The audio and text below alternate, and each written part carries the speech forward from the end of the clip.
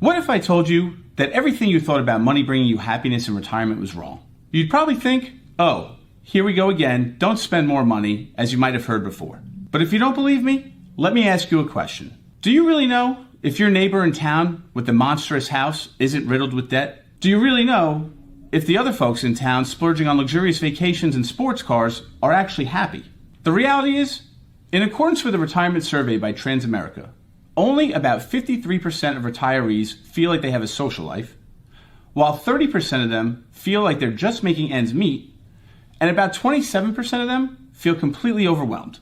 So today, I'm going to break down for you the top regrets that I see retirees having, in addition to the roadmap that we use to help navigate these situations.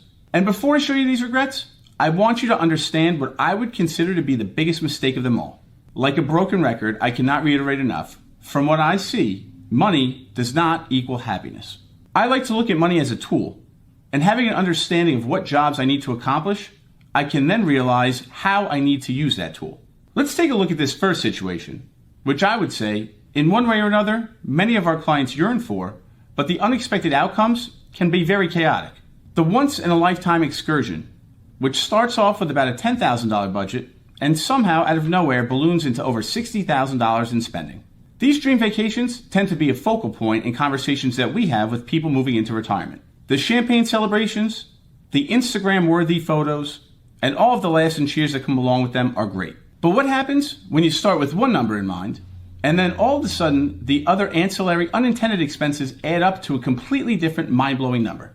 And please do not mistake me. While there are many folks that we know that have planned diligently, put their money and resources together and saved, and have a good understanding of their cash flow in making this work out properly, this situation is not always the case. And here's the part that makes my stomach drop. We've seen people encounter this situation, immediately feel regret and the need to regroup, and then continue to do it over and over again. That dopamine hit that they get from checking an item off their bucket list gives them an immediate rush, but next thing you know, they're facing an uphill battle when it comes to maintaining their lifestyle.